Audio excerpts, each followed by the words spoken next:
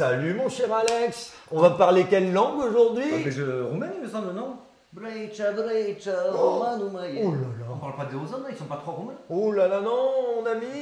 On est des très parle mauvais acteurs. De Multiversix, non. IGLD, Elrond, Excelrond, bref. Croyez-moi, on ne se moque pas, j'ai un grand respect pour ce Non, on projet. essaie souvent de se trouver des petites blagounettes. Ouais, voilà. Ça fait toujours Des plaisir. fois ça marche, des fois ça marche pas. Alors, bienvenue sur notre chaîne, ça nous fait toujours plaisir de vous lire. Si vous voulez rien suivre, rien rater surtout, activez la petite cloche parce qu'il y a XRP, il y a d'autres projets qui vont arriver. Exactement. Et tout de suite, on va vous présenter la méthodologie, comment on fonctionne pour les petits jetons. Donc, pour l'analyse fondamentale, vous allez avoir Julien qui va vous expliquer la qualité du projet, les white papers, le suivi social. Et du côté technique, mon sera ami moi. Alex. Donc, on va parler des market cap, des cycles, de la supply et des aspects purement techniques avec des entrées pro et des entrées DCA.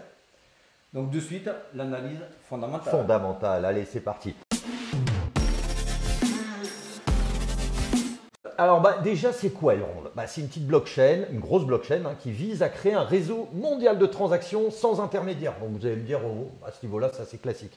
Sauf qu'il y a des grands points clés. L'adaptive state sharding, alors ça c'est lourd, augmenter la scalabilité sans altérer la fiabilité. Ça augmente la vitesse de transaction, ça permet une traçabilité immédiate. C'est vraiment cool, assurer une certaine adaptabilité. Alors le sharding c'est simple, ça permet de calculer plusieurs transactions simultanément en divisant la blockchain en fragments. En fait, ça renforce le côté sécurité, ça permet de scaler un petit peu le projet. C'est là où ils sont vraiment extrêmement forts. Ça existait le sharding, mais ils ont une version améliorée. Améliorée, exactement. C'est comme pour leur proof of stake avec le Secure Proof of Stake qui est vraiment bien dans le sens où, c'est assez similaire. Ils sont, quant à eux, choisis au hasard, les validateurs. Et c'est pour ça que c'est secure, parce qu'il n'y a personne qui est mis, qui pourrait être malveillant, etc. Et pourquoi ils ont mis en place tout ça?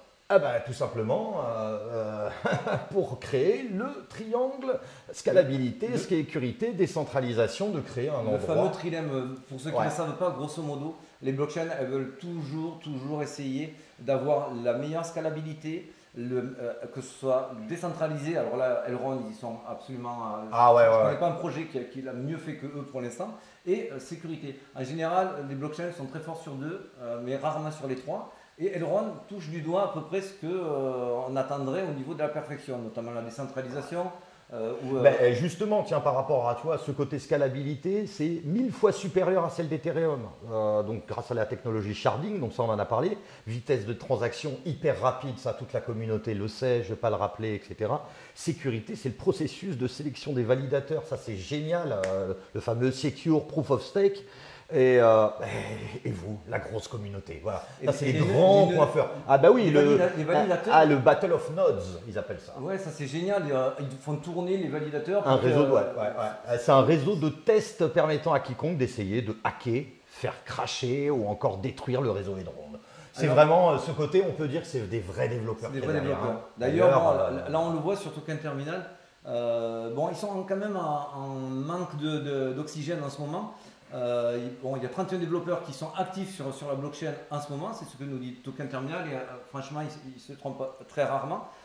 Donc ça bosse, il y a vraiment du gros travail, il y a du upcoming, là on l'a sur c'est l'on-chain gouvernance qui arrive le 23 mars, donc il y a vraiment du neuf. Bon, ils ont mis en place aussi tout leur multiverse. Avec Xportal, Xfabric, Xworld, en fait, qui souhaitent apporter interopérabilité entre les différents métaverses. Bref, ils sont toujours en train de build. J'ai vu à quoi allait ressembler leur métaverse, c'est vrai, il est léché, c'est vrai que c'est très beau. Alors là, petit disclaimer sur le métaverse, si vous nous suivez, c'est pas que je suis contre le métaverse. Le métaverse, ça se trade, on dit toujours. Ça se trade.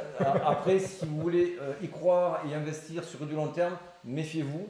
Parce que c'est long, ça prendra du temps. Ça prend du temps. Pour moi, le marché n'est pas encore mature. On l'a vu sur Decentraland où ils cherchent désespérément, venez chez moi. Sandbox, c'est pareil, même s'ils ont un regain au niveau des jetons parce qu'il y a de l'argent qui reflue et on se dit allez, le gaming, de tout ça, le multiverse, c'est bon, ça marche. Faites très attention, si c'est pour faire du trading, faire de l'argent, oui. Si c'est pour holder peut-être pendant quelques années quand même, parce que ça va pas, Sandbox, ça risque pas. Et c'est un pari, le même que Meta a fait, Facebook a fait aussi, c'est un pari. Donc, on ne sait pas encore, d'ailleurs ils sont obligés de se réinventer ces gens-là, c'est pour ça. C'est pour ça que je vais direct un petit peu. Alors après, attends, j'avais un petit truc sur encore des gros inconvénients. Elle n'est pas interopérable. C'est pas interopérable chez Elrond. Ouais. Ça, c'est quand même un petit Mais problème. par contre, ils ont prévu de l'améliorer ça. Voilà, ils ont prévu de l'améliorer via leur X-Word. Il y a aussi, elle est accessible qu'en 2 langues, en chinois et en anglais. Bon, pas trop de ressources un petit peu sur le site Elrond quand je suis allé me balader un petit peu. Et le service client est pas joignable par téléphone, etc. Bon, ça, à la limite, vous vous en fichez, mais c'est toujours compliqué pour quelqu'un qui veut la mass adoption. Si on doit toujours répondre sur Telegram, ça peut amener des problèmes à terme. Mais je sais qu'ils sont en train de travailler dessus, parce qu'il y a de gros projets dessus. Donc maintenant, on est où là? Il y a quand même eu du monde, hein. Malgré ces petits défauts qu'on trouve. De toute façon, le projet parfait n'existe pas. Non. Mais par contre, c'est vrai qu'il y a du monde. Les projets qui durent, eux, fonctionnent. Elrond a prouvé qu'ils ont passé le premier Bull et Beer Market. Ah ouais, ils ont passé 500 Ils euros. ont fait qu'un cycle. Je pense qu'ils sont largement sous-cotés par rapport à leur cycle. Oui. Mais je pense que sur le prochain Bull Run, qui ne sera peut-être pas là où tout le monde l'attend. Ouais, mais ça, c'est la semaine prochaine, ça. Suivez semaine prochaine, ça pourra vous intéresser. Mais je pense que même s'il arrive un peu en avance, le prochain Bull Run, Elrond ne sera pas assez mature pour exploser. Donc je pense qu'il y aura de très belles opportunités, mais je pense que son cycle le plus mature, c'est sous 2 à 3 ans. Mais ce n'est que mon avis. Et croyez-moi, dans tous les cas de figure, le jeton en 2023, ça va cracher. Voilà. Exactement. Et on peut voir. Alors, il y a Andresen Horowitz, il y a Harrington XRP Capital. D'ailleurs, la vidéo XRP arrive. Pantera, Blockchain Capital. Bref, il y a vraiment du monde. Il y a Binance Lab, il y a Coinbase, il y a du lourd. Et ce qu'on voulait vous montrer, beaucoup de monde. La commune, c'est le point fort d'Elrond. C'est aussi ça qui a attiré du monde. C'est le côté décentralisé. Je ne peux pas réussir à le dire. Et on a une communauté. Alors là, je vous ai mis la communauté française. Des fois, je mets la communauté mondiale, mais elle est plus parlante parce qu'on a 3000 membres vraiment actifs sur la commune, ce qui est beaucoup. Il n'y a pas beaucoup de blockchains qui ont une aussi belle commune. Et surtout, malgré qu'il a souffert terriblement, le jeton, vous êtes toujours là, vous êtes toujours présent. Toujours là, à défendre, etc. Ça prouve qu'il y a des bases solides. Et c'est pour ça aussi qu'on le traite sur un dossier aujourd'hui. C'est que pour nous, il y a un bel avenir pour Elrond, même si certains en ont douté. Bon, maintenant, on vous présente la technique.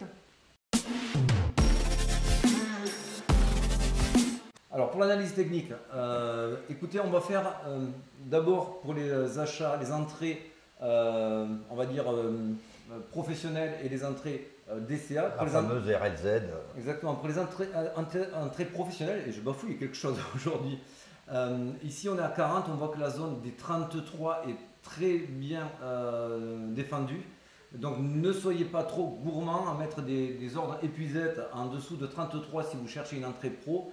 Pour moi, une entrée pro, elle se situerait plutôt entre 32 et 35. Oui, parce que jamais on vient toucher pile poil, ce qui est normal. Hein. Et encore, cela va dépendre fortement si le Bitcoin retrace. Et pour moi, c'est pas sûr non plus. C'est pour ça qu'aujourd'hui, si vous voulez rentrer dans le projet Elrond, c'est. Il a combien là? Il est à 40. Il est à 40 et vous l'avez sur la zone verte ici. La zone verte, c'est là où les professionnels rachètent. On appelle ça la reload zone. Il y a d'autres noms aussi. On est en dessous. Donc, ça reste vraiment profitable d'acheter du Elrond aujourd'hui, sachant qu'il y a un vrai projet derrière où ça travaille fort dessus. Les objectifs à voir à court, moyen terme. Il y aura une première résistance à casser, elle se situe à 47. Celle-ci, je pense qu'elle est facilement atteignable, notamment dans le pré-cycle qui va arriver en 2023. Celle de 70 aussi, une belle résistance à 70. Et pour moi, je pense que ça va se situer après dans cette zone-là courant 2023. Donc on va être entre 70 et 130. Voilà, après c'est que mon opinion, bien sûr. mais quand même ça laisse de beaux gains, de beaux bénéfices. En effet, c'est totalement possible, parce que déjà il y en a quand même peu par rapport à tout ce qu'on a pu analyser comme token.